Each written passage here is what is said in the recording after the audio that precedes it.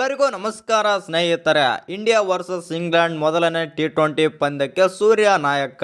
ಇನ್ನು ತಂಡಕ್ಕೆ ಕಂಬ್ಯಾಕ್ ಮಾಡಿದ ಸಮ್ಮಿ. ಹಾಗಾದರೆ ಇಂಡಿಯಾ ವರ್ಸಸ್ ಇಂಗ್ಲೆಂಡ್ ಮೊದಲನೇ T20 ಪಂದ್ಯಕ್ಕೆ ನಮ್ಮ ಭಾರತ ತಂಡದ ಪ್ಲೇಯಿಂಗ್ 11 ಯಾವ ಥರ ಇರ್ಬೋದು ಮತ್ತು ಯಾವೆಲ್ಲ ಪ್ಲೇಯರ್ಸ್ ಇದ್ದಾರೆ ಅಂತ ತಿಳ್ಕೊಂಬರೋಣ ಬನ್ನಿ.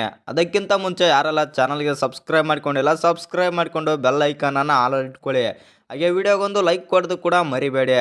ಇನ್ನು ಸ್ಟ್ರೈಟಾಗಿ ಅಪ್ಡೇಟ್ ಕಡೆಗೆ ಬರೋದಾದರೆ, ಇದೇ ತಿಂಗಳು ಇಂಗ್ಲೆಂಡ್ ವಿರುದ್ಧ ನಡೆಯಲಿರುವ 5 ಪಂದ್ಯಗಳ T20 ಸರಣಿಗೆ ಭಾರತ ತಂಡವನ್ನು ಪ್ರಕಟ ಮಾಡಲಾಗಿದೆ ಅಂತಲೇ ಹೇಳ್ಬೋದು. ಇನ್ನು ತಂಡಕ್ಕೆ ಟೀಮ್ ಇಂಡಿಯಾದ super star bowler Mohammed Shami comeback ಆದರೆ ಮಾಡಿದ್ದಾರೆ. ಹಲವು ದಿನಗಳಿಂದ ಇವರು ಯಾವಾಗ ತಂಡ ಸೇರುತ್ತಾರೆ ಎಂಬ ಪ್ರಶ್ನೆಗೆ ಈಗ ಉತ್ತರ ಆದರೆ ಸಿಕ್ಕಿದೆ ಅಂತಲೇ ಹೇಳ್ಬೋದು.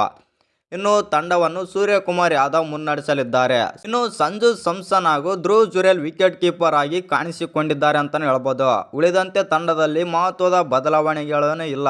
ಇನ್ನು ಜನವರಿ 22ರಿಂದ ಭಾರತ ಹಾಗೂ ಇಂಗ್ಲೆಂಡ್ ವಿರುದ್ಧ 5 ಪಂದ್ಯಗಳ T20 ಸರಣಿ ನಡೆಯಲಿದೆ. ಇನ್ನು ಅಕ್ಷರ್ ಪಟೇಲ್ ಅವರಿಗೆ ಉಪನಾಯಕ ಪಟ್ಟವನ್ನು ಕಟ್ಟಲಾಗಿದೆ ಅಂತಲೇ ಹೇಳ್ಬೋದು. ತಂಡದ ಸ್ಟಾರ್ ಆಲ್ರೌಂಡರ್ ಆಗಿರುವಂಥ ಹಾರ್ದಿಕ್ ಪಾಂಡ್ಯ ಸ್ಥಾನ ಪಡೆದಿದ್ದಾರೆ ಅಕ್ಷರ್ ಪಟೇಲ್.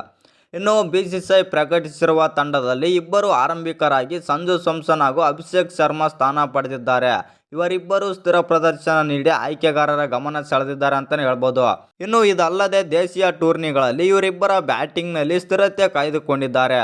ಇನ್ನು ಮಧ್ಯಮ ಕ್ರಮಾಂಕದಲ್ಲಿ ಬರೋದಾದರೆ, ದಕ್ಷಿಣ ಆಫ್ರಿಕಾ ಪ್ರವಾಸದಲ್ಲಿ ಬ್ಯಾಕ್ ಟು ಬ್ಯಾಕ್ ಶತಕ ಬಾರಿಸಿದ್ದ ತಿಲಕ್ ವರ್ಮಾಗೆ ಅವಕಾಶ ಆದರೆ ನೀಡಲಾಗಿದೆ. ಇನ್ನು ಇವರೊಂದಿಗೆ ಸಂಜು ಸ್ಯಾಮ್ಸನ್ ಸಹ ಮಧ್ಯಮ ಕ್ರಮಾಂಕದಲ್ಲಿ ಕಾಣಿಸಿಕೊಳ್ಳಲಿದ್ದಾರೆ.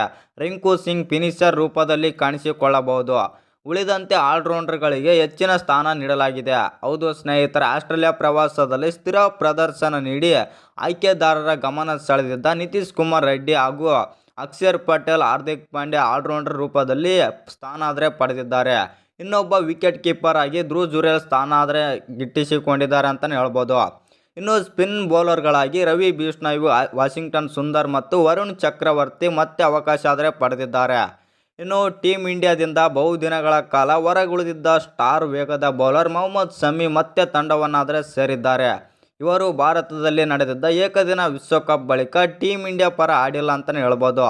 ಇವರು ದೇಶೀಯ ಟೂರ್ನಿಗಳಲ್ಲಿ ಸ್ಥಿರ ಪ್ರದರ್ಶನ ನೀಡಿದ್ದು ತಂಡಕ್ಕೆ ಆಯ್ಕೆ ಮಾಡುವಂತೆ BCCI ಆಯ್ಕೆ ಸಮಿತಿ ಒತ್ತಾಯಿಸಿದರು.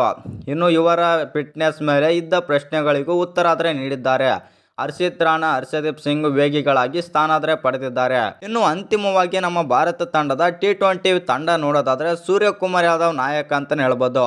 ಇನ್ನು Sanju Samson wicket keeper batsman ಮತ್ತು ತಿಲಕ್ ವರ್ಮಾ, ಅಭಿಷೇಕ್ ಶರ್ಮಾ, ಹಾರ್ದಿಕ್ ಪಾಂಡ್ಯ, ರಿಂಕು ಸಿಂಗ್ ಮತ್ತು ನಿತೀಶ್ ಕುಮಾರ್ ರೆಡ್ಡಿ, ಅಕ್ಷರ್ ಪಟೇಲ್ ಉಪನಾಯಕ.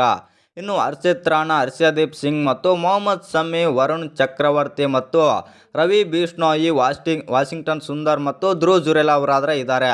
ಇನ್ನು ಈ ವಿಡಿಯೋ ಇಷ್ಟ ಆಗಿದ್ದರೆ ಒಂದು ಲೈಕ್ ಮಾಡಿ, ಶೇರ್ ಮಾಡಿ. ಹಾಗೆ ಇನ್ನೂ ಹೆಚ್ಚಿನ ಕ್ರಿಕೆಟಿಂಗ್ ಅಪ್ಡೇಟ್ಗಳಿಗಾಗಿ ನಮ್ಮ ಚಾನಲನ್ನು ಸಬ್ಸ್ಕ್ರೈಬ್ ಮಾಡ್ಕೊಳ್ಳಿ.